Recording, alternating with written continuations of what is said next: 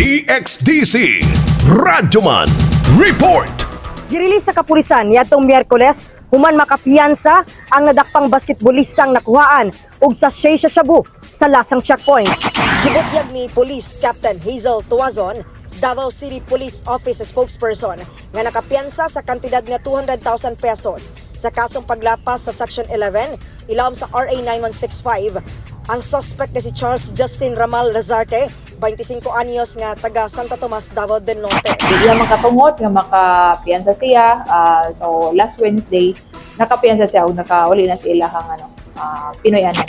Matod nito Azon, nagpositibo ato sa drug test si Lazarte. Itong Lunes, Agosto 21, alas 6 sa buntag, sa Light Vehicle Inspection Area, nakuhaan kini og usa ka pakete sa gituhang shabu nga mitimbang sa 0.20 grams ug kantidad sa 3,200 pesos. Sige ni Tuazon, bisan og nakapiyansa kini, magpadayon ang DCPO sa pagmonitor ngadto sa mga nadakpan sa illegal nga droga. Nangno lang sa Davao City Police Office sa mga batanon, labi na aning mga basketball players.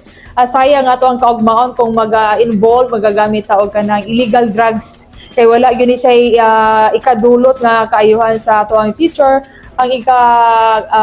Ang resulta ani kung magamit kag drugs or mag-involve ka ani, makadaot sa imuhang kaugalingon, dili lang sa imong kaugalingon o lapil na diha ang imuhang pamilya. So ang yata nato nga ato ang pangalan, ato ang trabaho kay makaapekto gyud ni kung magamit ta og illegal drugs. Gugod gyud niya nga ato ang kinabuhi.